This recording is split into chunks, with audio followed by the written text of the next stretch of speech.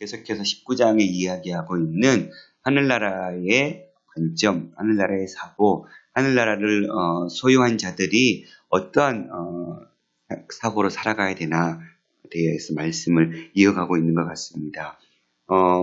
주님께서 부자 청년에 대한 비유를 하시고 제자들에게 예수님을 위해서 다 버리고 다른 자들에게 이 땅에 하나님께서 29절 하반절에 보면 부모 자식을 버리고 전토를 벌인 자마다 여러 배를 받는다. 그리고 또 영생을 상속할 것이다. 라고 이야기하셨거든요. 그러면서 주님은 그러나 먼저 된 자로서 나중되고 나중된 자로서 먼저 될 자가 많다. 먼저 된 자보다도 나중된 자가 먼저 된 자로 바뀌어버린 역사가 일어날 수도 있다. 이 하늘나라의 관점인데 그러면서 한국 성경에 번역하지 않았지만 20절 첫 번째 1절에는 왜냐하면 이 빠져 있거든요. 왜냐하면 이 말은 지금 20장 1절의 말씀은 앞절의 말씀을 받고 있는 거죠. 예수님의 제자도를 얘기하셨던 주님께서 그렇게 어떻게 해서 먼저 된 자가 나중되냐 하면 천국은 마치 그래서 천국 포도원의 품꾼의 비유를 말씀하시면서 그렇게 먼저 된 자가 나중될 일을 이야기해주고 있습니다. 천국은 마치 포도원 품꾼을 얻어 포도원에 들여보내려고 이른 아침에 나간 집주인과 같다. 이른 아침 밤을 4경으로 나눈다면 6시부터 9시, 9시부터 12시, 12시부터 3시, 3시부터 6시 사이가 아마도 이른 아침을 이야기하는 시간이 아니었을까. 그러면 그 중에 마지막 시간이었던 6시를 계산한다면 6시에 주님께서 포도원에 품꾼이 필요해서 이른 아침에 나간 거예요. 그래서 그가 하루 한 데나리온씩 품꾼들과 약속하고 포도원에 들여보냈습니다. 6시부터 하루 온종일 6시까지 12시간 일하는 자들을 처음 불렀던 것이죠. 그리고는 또 제3시에 나가보니 성경에 3시, 9시, 6시 이렇게 나온 시간은 6시간을 더하면 오늘의 시간으로 알 수가 있거든요. 그러니까 3시면 6을 더해서 오전 9시. 그러니까 6시에 처음 나왔다고 계산하면 3시간쯤 지났을 때 9시에 또 품꾼의 이 포도원의 주인은 품꾼들을 구하기 위해서 장터에 나갔어요. 그랬더니 놀고 서 있는 사람들이 또 있었다라는 거. 나가보니라는 이 단어, 나가서 보았다. 집 주인은 지금 계속해서 나가서 보는 행동들을 보여주고 있어요. 그리고는 그들에게 이르되 너희도 포도원에 들어가라. 내가 너희에게 상당하게 주리라 하니 그들이 갔습니다. 그리고는 제6시 그러면 12시죠. 난 12시에 또 나간 거예요. 그리고 제9시 그러면 오후 3시에 나갔죠. 그리고는 그와 같이 하고 마지막 6절에 제11시 오후 5시 6시로 계산하면 이제 밤이 끝나는 노동시간이니까 1시간 남겨놓고 또 갔어요. 나가서 보니 라고 번역했지만 원래 원문을 따지면 나가서 찾았다라는 말이거든요. 그러니까 주님은 1시간 남겨놓고 나서도 나가서 찾은 거예요. 어떤 자들을요? 포도원에서 일할 품꾼을. 그래서 그 서 있는 사람에게 또 있는 걸 보고는 이르되 너희는 어찌하여 종일토록 놀고 여기 서 있느냐. 너희가 지금 이미 일할 시간이 지났고 이미 오전에 너희가 일할 곳을 찾아서 가서 일을 했어야 될 때인데 일하지 않고 왜 놀고 있느냐 물으신 거죠. 그때 포도원의 품꾼들은 쓰는 이가 없음이니이다. 이르되 포도원으로 문제는 어디에 있었습니까? 포도원의 품꾼들로 지금 팔려가기 위해서 장터에 있었던 사람들은 그냥 놀고 있었던 자들이 아니에요. 찾았지만 일할 것을 찾았지만 자기들을 쓸 주인이 없었던 것이죠. 이들은 자기 생계를 위해서 아마 자기 가족을 먹여 살리기 위해서 일할 것을 찾았겠죠. 요즘 일터에 일용직 근로자들이 새벽부터 그 일자리를 찾기 위해서 나가면 허탕치고 돌아올 때가 많다라는 거. 그만큼 경기가 좋지 않아서 예전에는 나가기만 하면 하루 일당은 벌고 왔는데 나가도 허탕치고 돌아온다는 거. 마치 그런 것처럼. 이 포도원의 품꾼으로 쓰임받기 원했던 이 사람들은 열심히 장터에 나가서 나를 써줄 사람이 어디 있나 찾았어요. 그런데 자기 일을 쓸 사람을 못 찾은 거예요. 그래서 이들은 놀고 있을 수밖에 없었어요. 마음은 불편했겠죠. 내가 나가서 일을 해야 내 자식들에게 먹을 것을, 입을 것을 내가 제공해 줄 수 있을 텐데. 그런 염려와 걱정 속에서 그들은 시간을 보냈을 거예요. 그런 그들에게 주님은 불러주신 거예요. 너희도 가라. 그래서 그들은 1시간 일한 거예요. 이제 저물었어요. 포도원 주인이 청지에게 이르되 품꾼들을 불러 나중 온 자로부터 시작하여 먼저 온 자까지 삭슬 주라 하니 제 11시에 온 자들이 와서 한 데나리온씩 받거늘.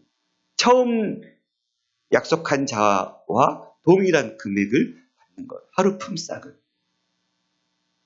그래서 제 11시에 온 자들이 와서 한 데나리온씩 받았을 때 먼저 온 자들이 더 받은 줄 알았더니 당연하겠죠.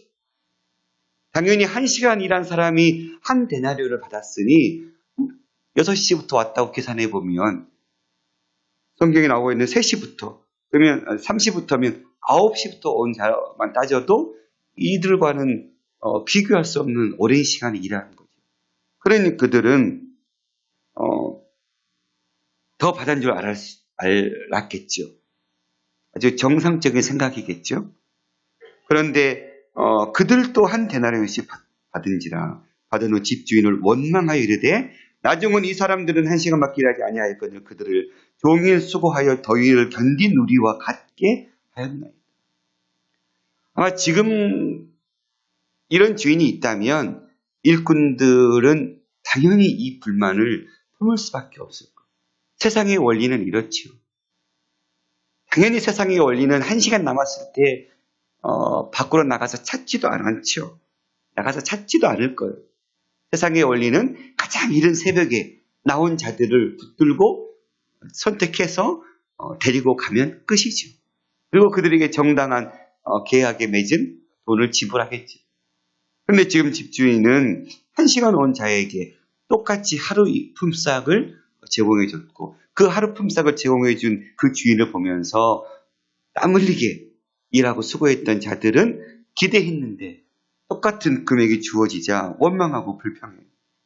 그때 주인은 그 중에 한 사람에게 대답하여 이르되 친구여 내가 잘못한 것이 없다. 내가 나와 한 데나리온을 약속하지 아니하였느냐. 내 것이나 가지고 가라. 나중은 이 사람에게 너와 같이 주는 것이 내 뜻이니라. 내가 품꾼을 고용해서 그 고용한 품꾼에 내가 처음 너와 계약을 맺었을 때 나는 한 데나리온을 주기로 약속했다. 하루 노동자의 품삯을 주기로. 그런데 내가 너와 계약한 그 품삯대로 나는 줬을 뿐이고 내 돈으로 내가 처음부터 그렇게 계약을 맺었고 그것을 맺은 뒤에 줬는데 내가 불의하냐? 내 것을 가지고 내 뜻대로 할 것이 아니냐? 내가 선함으로 내가 악하게 보느냐? 나는 공정한 계약을 맺었을 뿐이고 그대로 그 일을 따랐을 뿐인데 어찌 너가 나에게 악하다고 보느냐? 그러면서 동일하게 19장 30절의 말씀처럼 이와 같이 나중된 자로서 먼저 되고 먼저 된 자로서 나중된다. 이 포도원의 품꾼을 세상적인 논리로 보면 말도 안 되고 원망이 쏟아질 수밖에 없죠. 그러나 주님께서 요구하시는 삶은 주인의 관심은 자신의 필요보다 노동자들의 일꾼들의 필요에 관심이 쏠려 있었어요. 세상의 관심은 주인의 수익에, 주인의 포도원의 수익에 모든 초점이 맞춰져 있겠죠. 그래서 그 수익을 극대화시키기 위해서는 가장 맨 처음 품꾼을 구해서 그 자들에게 하루의 품삯을 주고 당연히 그 이후에 구하지 못한 자들에게는 관심은 없어요. 그러나 하늘나라의 관점은 그런 자들을 찾아낸다는 거예요. 여전히 1시간 남겨놓고도 일할 곳을 없어서 전전긍긍하고 있는 자들에게 하나님의 포도원의 품꾼 주인은 초청한다는 거예요. 초대해서 이 하늘나라의 잔치에 참여하게 하는 은혜를 부어주신다는 거예요. 하나님은 당신의 나라를 부르실 때 계산적으로 부르시지 않고 은혜로 부르신 거예요. 경제성과 효율성만 고려하셨다면 우리보다 더 적합한 자들이 얼마나 많을지 모르겠어요. 하지만 우리의 자격과 능력을 주님은 묻지 않으셨어요. 과거도 묻지 않으시고 우리의 재능도 보시지 않으시고 초청하실 때 어린아이와 같이 기쁘게 받아들인 자들에게는 천국이 그들의 것이다. 하나님 나라는 사랑받을 만한 것이 있을 때만 사랑해주는 이 세상 나라를 뒤집어 놓은 나라였어요. 그러니 이 세상의 관점, 이 세상의 원리로 살아가는 나라가 아니라 하늘나라에는 이러한 하나님이 정하신 그 은혜로 주어지는 나라임을 이야기하고 싶었던 것이죠. 그런데 우리는 동일하게 이 말씀을 읽으면서 왜 부담스러워요? 우리의 사고방식 속에서도 내가 열심히 일했다면 일한 만큼 나에게 더 큰 권리가 주어져야 된다는 생각이 지배적으로 깔려 있는 것이죠. 이 논리로 따지면 예수님과 함께 좌우편에 섰던 강도, 그 우편에 선 강도는 열심히 자기 뜻대로, 자기 마음대로 세상을 누리며 살았죠. 그러다 마지막 그 죽는 시간 앞에 주님을 만나서 천국을 소유했잖아요. 그럼 우리는 그 사람을 보면 억울해하죠. 왜요? 저 사람 참 마음대로 살고 자기 뜻대로 살고 해볼 거 다 해보고 근데 마지막에 저렇게 구원 얻네? 나는 뭔가?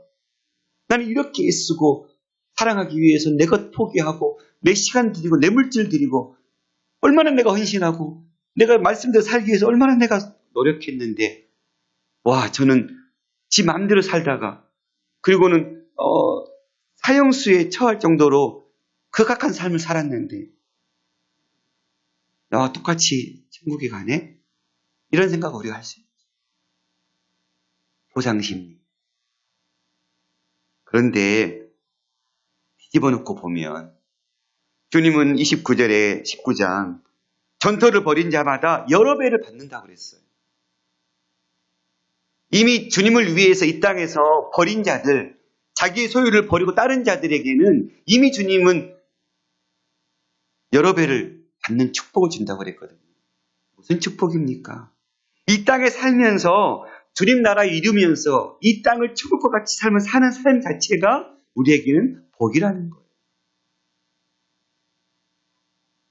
정말 한 강도가 진짜 축복된 삶을 누린 게 아니죠. 그는 이 땅에 살면서 주님의 제자로서의 삶이 얼마나 행복한 것인지, 얼마나 주님과 함께 소통하면서 이 땅에 주어진 삶을 사는 것이 얼마나 행복한 복된 일인지를 그는 경험하지 못했어요. 그 복을 누리지 못한 거예요.